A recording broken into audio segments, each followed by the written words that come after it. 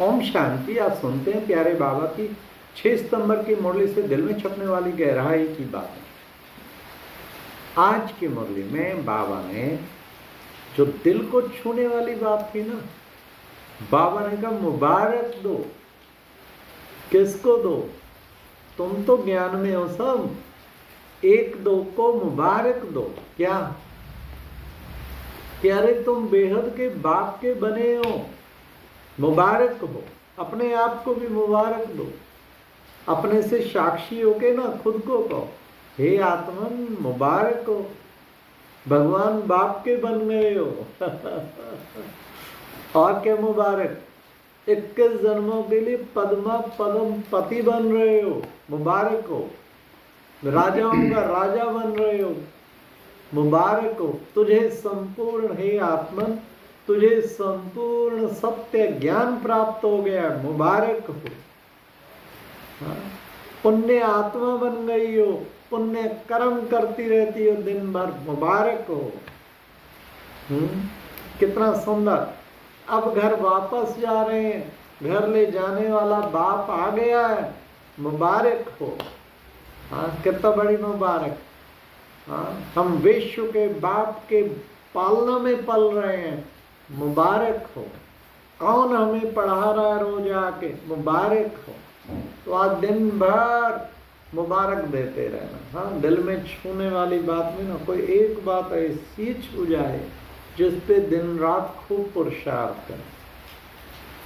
आज बाबा ने मुरली में कहा कि बच्चे देखो, तुम्हें सबसे पहले देह और देह के संबंधियों को भूल अपने को आत्मा समझना है। बच्चों को आत्म अभिमानी बनना है। तो ये बच्चे प्रैक्टिस करनी है बार बार। फिर बाबा ने कहा कि बच्चे देखो, ये बाबा दुख हरता सुख करता है। तुम सब बच्चों के दुख दूर कर देता है और सबको सुखी बना देता है। ऐसे बाबा से कितना ना प्यार होना चाहिए। रूहानी बाप, आज मुरली शुरू इसी से हुई।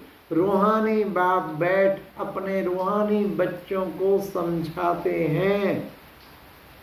मैं आता हूं तुमको समझाने के लिए। तुम्हें आके ईश्वरीय ज्ञान, उसे देखो बच्चे अल्लाह कहते हैं। उस अल्लाह को याद करते हैं, कितना ढूंढते हैं बच्चे उसका। तुम सबको पैगाम पहुंचाना है। तो बाबा ने कहा ये बच्चे सारी सृष्टि का सिस्टम है। सृष्टि नहीं होती, फिर धीरे धीरे पुरानी होती। सतो प्रधान, सतो रजो तमो, हर चीज बच्चे ऐसे होती है। ऐसे सृष्टि भी ऐसे होती है। तुम आत्माएं भी कभी सतो प्रधान थी, फिर सतो बनी, फिर रजो बनी, फिर तमो बनी। अब फिर बाबा आया सतो बनाने के लिए। आज बाबा ने सर्विस पे बहुत कहा, बच्चे तुम्हें सर्विस का पैगाम सबको देना। आज सबको बाबा कहते ईश्वरीय सेवाओं का पैगाम देना। पैगाम कैसे देना है? बच्चे पर्चे भी डाल सकते हैं, अखबारों में निकलवाओ, ऊपर से पर्चे डलवाते, लेकिन पर्चा हर एक के हाथ में नहीं मिलता। इसलिए घर घर जाके तुम बच्चों को हाथ में पैगाम देना। ये है पैगाम देने की बात। तो बाबा कहते कि बच्चे ऐसा तुम सेवा सबको पैगाम पहुंचाओ कि इस वक्त बेहद का बाप आया है, हम सबको ले जाने। कहाँ? सुखधाम वाया शांति धाम। जब हम सुखधाम में जाते हैं, सब आत्माएं शांति धाम में होती हैं। बच्चों का विचार सागर मंथन चलना चाहिए, कैसे किसको समझाएं। आज बाबा ने, बाबा तो सब आत्माओं के लिए समान है ना, चाहे हिंदू हो, मुस्लिम हो, सिख हो, ईसाई हो। आज बाबा ने अपने मुस्लिम बच्चों को भी याद किया। उन्हें भी बच्चे मौलवी जी को भी बता सकते हैं कि भाई उस अल्लाह को याद करते हैं। वो अल्लाह खुदा कौन है? वो तो, उसे तो कहते हैं अल्लाह नूर है। इस जहां से अलग एक अति सूक्ष्म सितारा।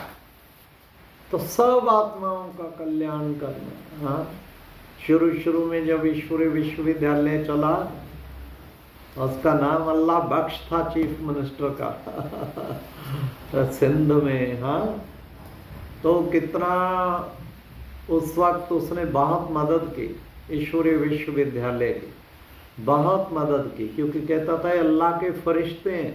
बहनें जाके समझाते, ज्ञान सुनाते, कहते अल्लाह के फरिश्ते हैं। कितने लोग एंटी ओम मंडली बन गई, घेराव कर लिया, लेकिन अल्लाह बख्श मुख्यमंत्री ने सबको कहा, अरे ये गलत क्या कर रहे हैं, तो बहुत अच्छा कर रहे हैं। तो बाबा कहते हैं ना, सब बाबा के बच्चे। हाँ, सभी फिर तो बाद में समझ आने पे भारत में बहुत वेलकम हुआ, और जगह जगह सारी जगह बाबा के सेंटर खुले। आज बाबा ने कहा, बच्चे तुम्हें नशा होना चाहिए, हम ब्रह्मा मुख वंशावली है, बगैर पवित्र बने पवित्र दुनिया में कोई जा नहीं सकता। बाबा का भी विचार सागर मंथन चलता है, तुम बच्चों का भी चलना चाहिए, कैसे सबको समझाएं। तो बाबा ने कहा, देखो बच्चे, अब बच्चे बाबा आया है, तुम बच्चों को खास कहते, बच्चे माँ में कम याद करो। जितना तुम मुझको याद करेंगे, तुम तमो प्रधान से सतो प्रधान बनते जाएंगे। अब बच्चे देखो, सब आत्माएं उस मूल वतन से आ गई। उस घर का भी परिचय दो कि हमारा असली घर कहाँ है। असली घर तो है उस परम धाम में, वहाँ से हम आत्माएं आती हैं और वहाँ से आके पार्ट बजाती हैं। तो बाबा ने फिर कहा कि बच्चे, तुम बच्चे अब सतयुगी दुनिया में विशेष अब जाने के लिए पुरुषार्थ कर रहे हो। बाबा आया है तुम्हें राजाओं का राजा बनाने के लिए। बच्चे, तुम कितनी प्रदर्शनियाँ लगाते हो समझाने के लिए, ताकि सबको पैगाम मिल जाए। तुमने भक्ति में दान पुण्य तीर्थ यात्राएं क्या क्या किया, लेकिन फिर भी तुम्हें रास्ता मिला नहीं ना। ढूंढते हैं कि रास्ता मिल जाए। अब आके बाबा ने आके अपना परिचय दिया। अभी सबके करैक्टर बिगड़े हुए हैं, अभी सबके करैक्टर बिगड़े हुए हैं। बाबा ने कहा, भारतवासी ही ऊंचे से ऊंचे करैक्टर वाले अब बनते हैं। लक्ष्मी नारायण देवी देवताओं के सबसे ऊंचे करैक्टर, गोल्डन एज को बाबा ने कहा, क्या कहा जाता, स्वर्ग कहा जाता। ऐसे स्वर्ग की नई दुनिया में बाबा तुम बच्चों को ले जा रहे हैं। बच्चे, मुझे याद करो, 3 बातें बाबा ने कही। मुझे याद करो, सृष्टि चक्र को याद कर जानो, और फिर देवी गुण भी धारण करो, उसी से तुम्हारा कल्याण होगा। तो बाबा ने कहा, ऐसा बच्चों को पुरुषार्थ करना है। तुम जानते हो हमें बेहद का बाप मिला है, उसी से हमें सदगति मिलती है। अब हम सदगति को प्राप्त होते हैं। आज की मुरली में वरदान था, करण करावनहार की स्मृति से क्या होगा, लाइट के ताजधारी भव। बाबा ने कहा, बोझ के टोकरे छोड़ो। हाँ, चिंताओं के बोझ के टोकरे उठा लेते हैं। करण करावनहार की स्मृति बाबा करा रहा है, बाबा कर रहा है और बाबा ही करा रहा है। मैं तो केवल निमित्त हूँ। कर भी हो रहा है, करा भी मेरे से हो रहा है। तो करण करावनहार की स्मृति से क्या हो जाएगा, डबल लाइट ताजधारी बन जाएंगे। ऐसे डबल लाइट ताजधारी बने। फिर बाबा ने कहा कि देखो बच्चे, बाप और मैं, तीसरा ना कोई, ये अंदर में पक्का रहना चाहिए।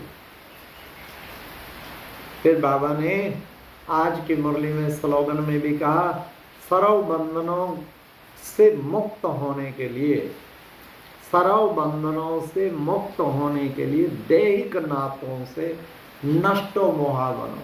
मामा, चाचा, काका, हाँ, ताया, माता पिता, भाई, बंधु। बाबा ने कहा, तोड़ दे के बंधन और जोड़ मेरा तो एक शिव बाबा, दूसरा ना कोई। कहाँ कहाँ बुद्धि फंसाई हुई है भाई। अब तो एक बाबा से लगा 63 जन्म इन्हीं नाते नातियों में फंसे रहे। अब एक बाबा से नाता जोड़ और सबसे नाता तोड़। और व्यक्ति इशारा भी था, योग से सब संकल्प शांत हो जाते हैं, इसलिए योग को ज्वालामुखी बना। अच्छा, ओम शांति। ये थी आज की मुरली से दिल में छपने वाली गहराई की बातें।